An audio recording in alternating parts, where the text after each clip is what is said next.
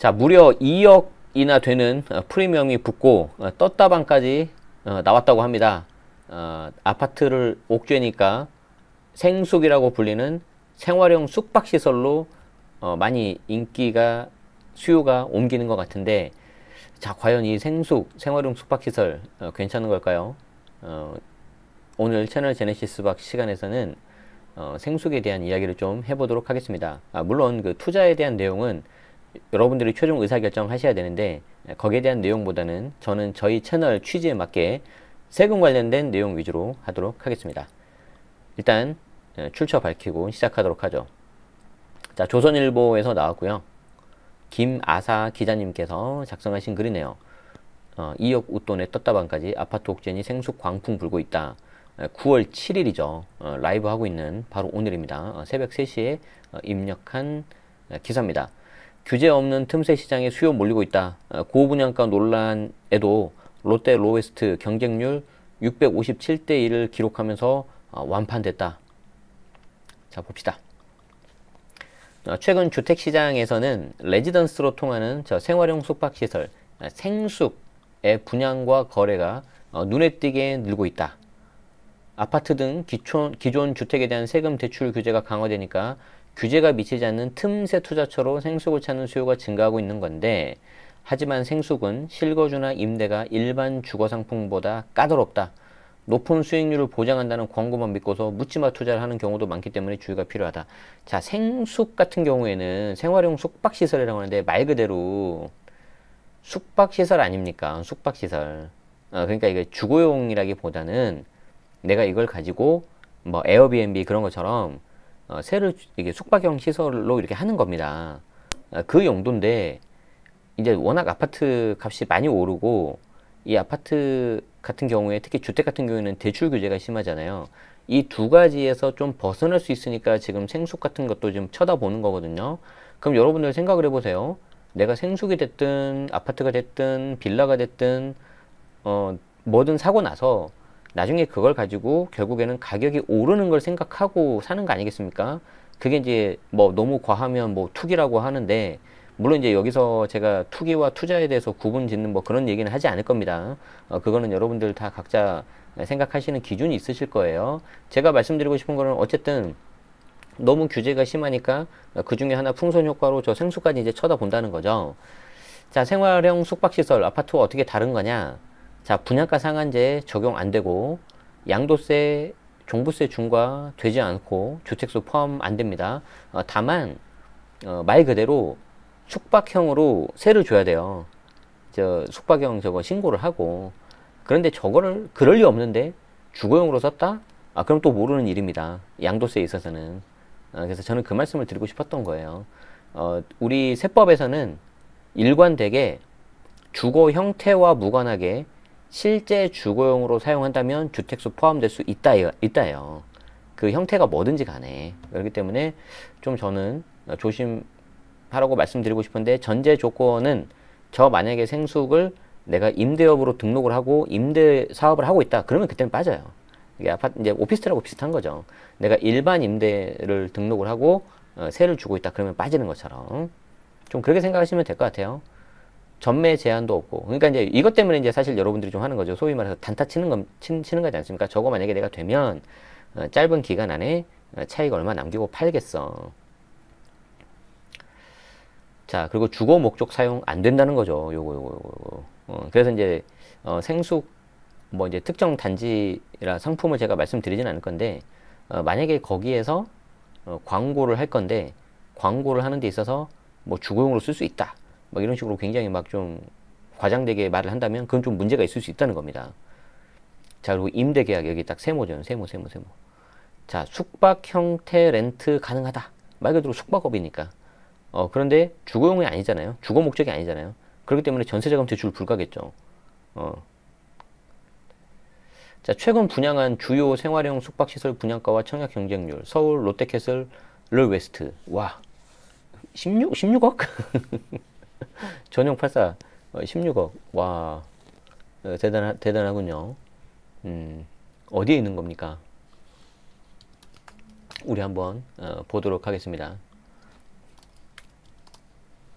르 웨스트. 아하, 여기군요. 여기 있군요. 여기 보이십니까? 마곡이죠, 마곡. 마곡. 마곡역 여기 5번 출구에서 이렇게 바로 위쪽으로 되는 거고요. 거리를 한번 재보겠습니다. 야, 뭐 300m네요. 괜찮죠? 자, 그리고 여기에서 또 한번 가면은 이렇게 마곡나루까지 가서 이제 9호선까지 이렇게 갈 수가 있는 거죠. 괜찮은데 위치는 뭐 끝내주네요. 위치는 끝내주고 제가 얼마 전에 그 저희 주니어와 함께 이 9호선을 타고 마곡나루역을 가서 이 일대를 이렇게 쑥 돌았습니다. 이렇게 쑥 돌아가지고 그 LG 사이언스 파크 구경을 했고요. 서울 식물원 원래 구경을 가려고 했었는데 이때 확진자가 나와가지고 구경을 못했고 그래서 이렇게 돌아가지고 스벅 가가지고 뭐 좀 먹이고 다시 이렇게 5호선 쪽으로 해서 마곡역으로 해서 쭉 왔습니다. 그래서 마곡역 5호선 쪽으로 와가지고 이 중에 하나 제가 이제 아파트 단지를 들어가가지고 주니어야 이 주니어 너는 이걸 보면서 이 단지가 어떤 거 같니? 현재 우리가 살고 있는 집과 비교해서 좋은 점 나쁜 점을 한번 하나씩 말해봐 했더니 나름 막 조잘조잘 되면서 말하더라고요. 그래서 저도 많이 참고했습니다. 어쨌든 굉장히 좀 인기가 높다는 거고 마곡 같은 경우에는 사실 나중에 이제 LG 사이언스 파크 이제 다 들어오고 이쪽 다 이렇게 하면은 꽤 괜찮을 것 같아요. 물론 약간 좀 강남과의 접근성 때문에 좀 그렇긴 한데 뭐 그래도 저는 괜찮게 봅니다. 자, 그리고 이제 청주 힐스테이트 센트럴. 물론 이제 면적이 크긴 한데 11.9억. 야, 862대 1. 장난 아니군요. 부산 롯데캐슬 드메르 356대 1 최고 8.85. 이 드메르가 거기 그거 아닌가요? 그 부산역 근처에 있는 거 그거.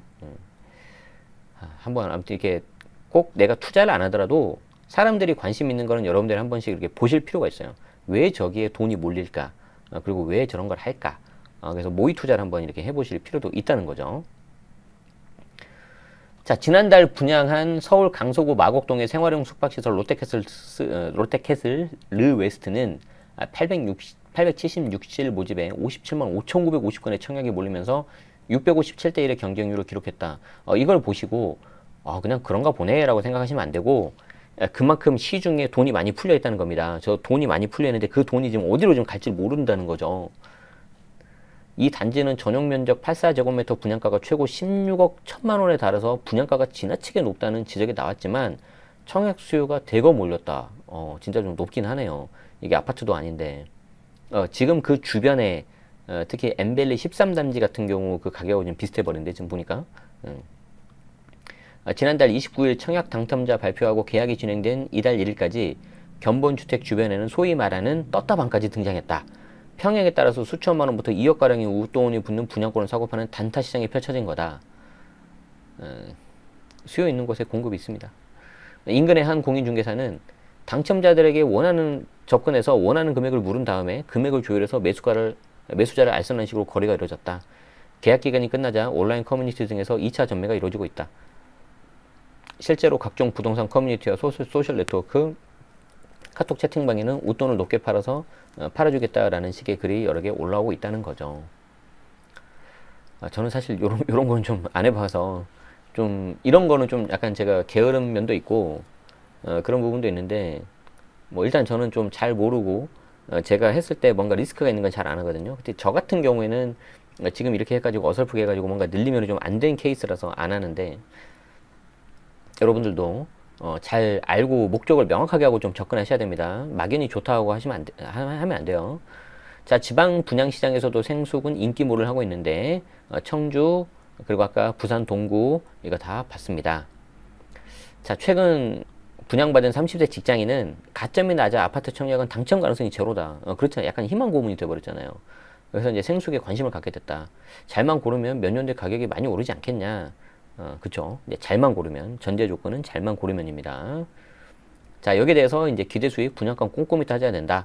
자, 생활용 숙박시설은 주택법이 아닌 건축법이 적용돼서 법적으로는 집이 아니다. 그래서 아까 그런 규제를 안 받는 거예요. 이 때문에 분양가 상한제, 전매 제한 같은 주택에 적용되는 규제에서 자유롭다. 이게 좀 오타가 있네요. 1주택자가 생숙을 추가로 사더라도 2주택자가 되는 것이 아니라서 종부세 그리고 양도세가 중과되지 않는다. 하지만 여기에 대해서 생활용 숙박시설로 그냥 임대업을 등록하시고 하시는 게 맞습니다. 자, 그러나 부동산 전문가들은 자, 정부가 생숙에 대한 규제를 강화하고 있어서 묻지마식 투자는 위험하다. 왜냐하면 이제 계속해서 가겠죠. 좀 뒤늦더라도. 집값 상승에 대한 불안감 때문에 무턱대고 사서는 안 된다.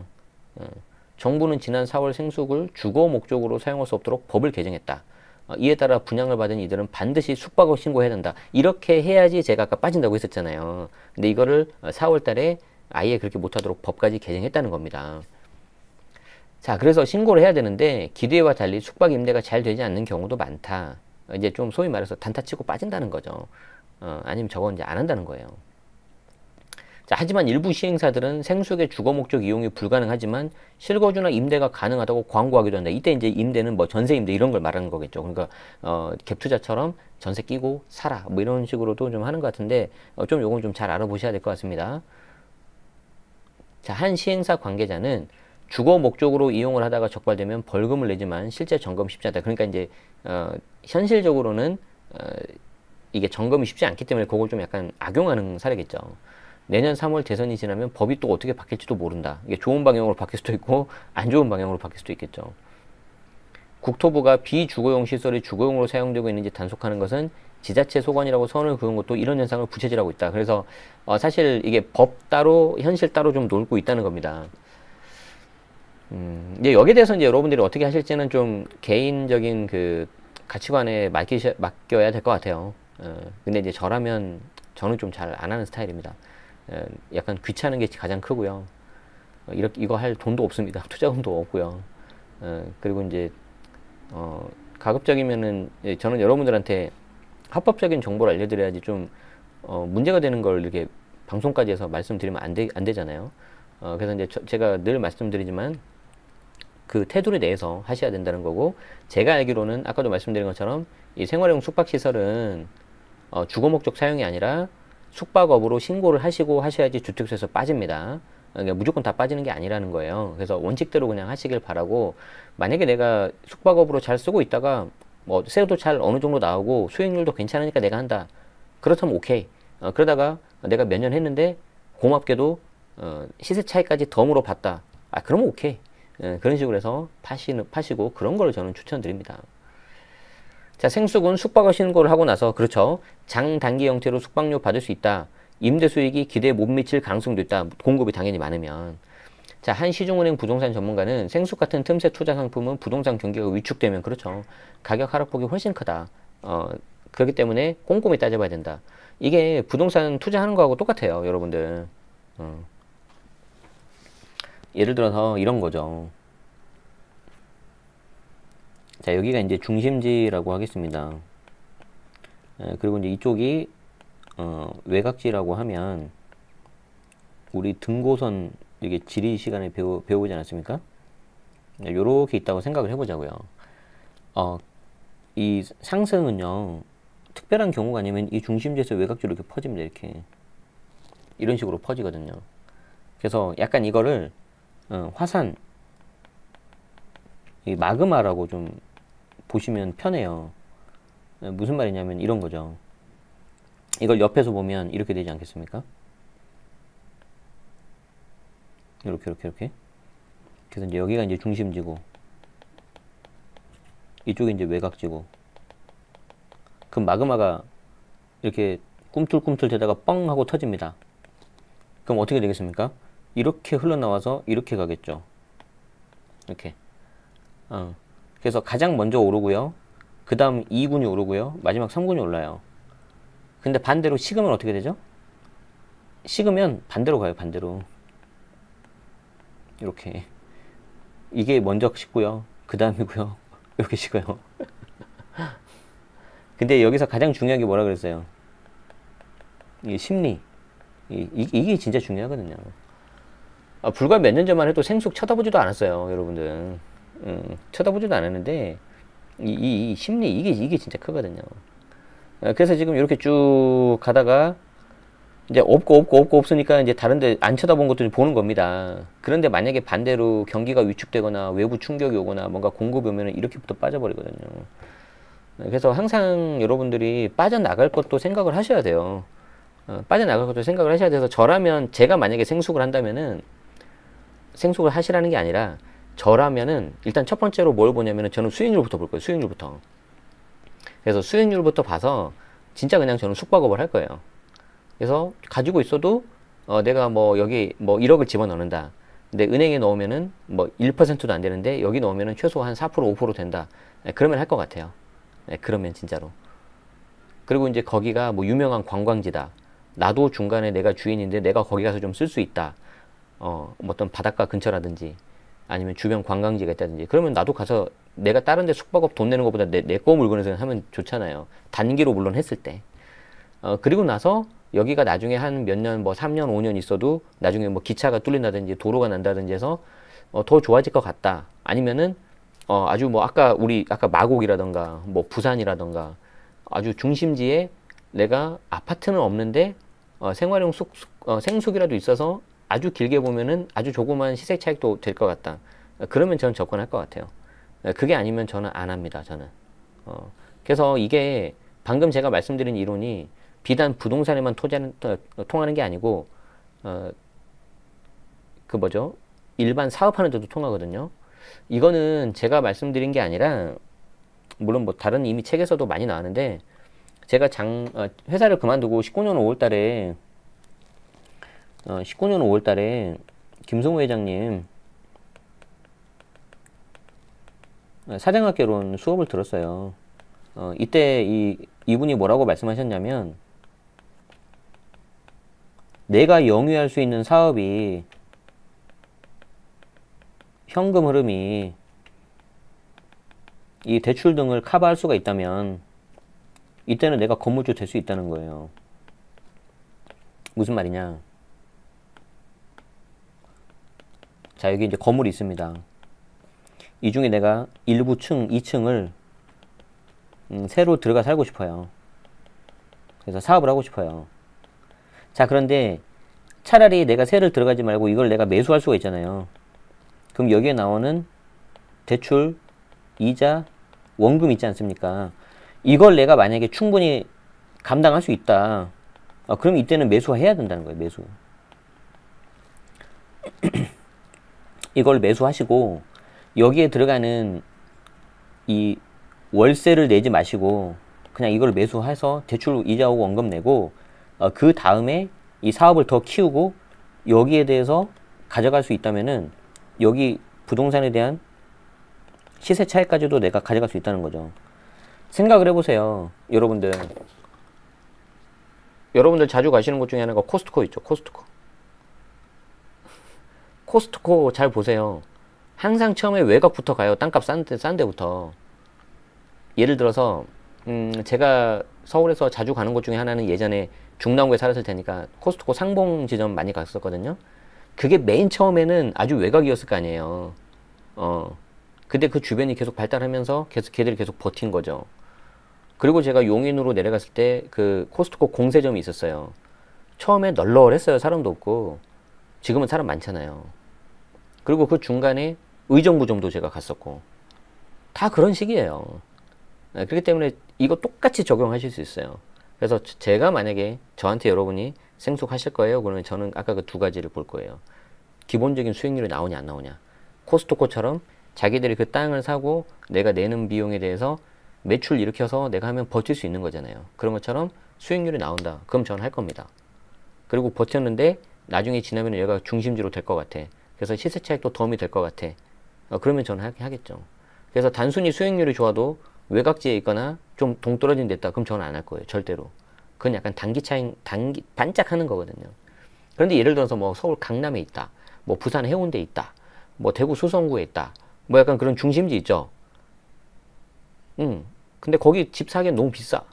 근데 이 정도는 내가 할 수도 있을 것 같아. 그러면 저는 이제 하나 좀 이렇게 살 수 있겠죠. 저는 그냥 그렇게 할 것 같습니다. 네. 그래서 이제 여러분들이 항상 제가 말씀드렸지만 그 세금 강의할 때 뭐 클래스 101도 이제 곧 있으면 오픈하고요. 이제 10월 달에는 제 거 정규 모집하고 11월 달에 오픈할 건데, 그리고 이제 현재 하고 있는 멤버십 특강도 있죠. 늘 말씀드리지만 여러분들이 세금만 아시면 안 돼요. 투자까지 아셔야 돼요. 그래서 창과 방패, 공격과 수비 같이 아셔야 됩니다. 결국에는 우리가 부자 되는 게 목표니까. 아시겠죠? 그래서 그 말씀을 좀 드리면서 오늘 마무리하도록 하겠습니다. 제가 뭐 특정 지역에 있는 생숙 뭐 단지 거기에 대해서는 제가 뭐 말씀드리기가 좀 그렇고, 왜냐하면 이제 우리는 이 방송은 다 오픈돼 있고 그렇기 때문에 괜히 좀 그런 거는 좀 제가 말씀 좀 조심스럽습니다. 이해해 주시기 바랍니다. 그거는 좀 이게 좀 어쩔 수 없습니다. 네. 자, 아무튼 오늘 비 오는 날인데 그리고 다른 대형 채널에서도 라이브 하는 날인데 와주셔서 너무 감사합니다. 보통 제가 라이브 한번 할 때 기사 이제 2개씩 하겠다고 했는데 오늘은 제가 그냥 하나만 했습니다. 그래서 오늘은 간단하게 여러분들하고 좀 인사도 좀 하고 이런저런 이야기를 좀 하고 또 이거는 조금 그래도 알고 계셔야 되는 내용이 있을 것 같아서 좀 빠르게 스팟성으로 가는 게 좋겠다. 그래서 내일 하는 것보다는 오늘 하는 게 좋겠다 해서 이렇게 가져왔습니다. 도움 되셨다면 좋아요, 구독 해주시고 알림 설정까지 하시면 이렇게 비정기적으로 하는 라이브에 대해서 편하게 들으실 수 있고요. 만약에 라이브 나는 참여 힘든데 전체 내용 다 듣고 싶다. 아까 제가 어디죠? 그 르 웨스트 그 마곡에 대해서는 제가 앞에 잠깐 이야기했어요. 그래서 그런 내용까지 다 듣고 싶다 하시는 분들은 우리 멤버십 가입하시면 될 것 같습니다. 고정 댓글이라던가 본문 더보기에 보시면은 멤버십 가입하는 방법이 나와 있습니다. 자, 어쨌든 여러분들 환절기에 건강 관리 잘 하시고요. 저도 지금 살짝 목감기 증세랑 살짝 그 오한기가 있긴 있어요. 그런데 푹 자고 잘 먹으니까 괜찮은 것 같더라고요. 이럴 때는 저도 다이어트고 뭐가 없습니다. 일단 먹고 살아야죠. 그래서 여러분들 항상 그렇게 현명하게 상황에 따라서 강약 조절 잘 하시기 바랍니다. 결국에는 우리가 부자 되는 게 목표니까요. 아시겠죠? 네, 알겠습니다. 네, 여기서 마치도록 하겠습니다. 여러분 오늘 하루도 행복하게 보내시기 바랍니다. 시청해주셔서 고맙습니다.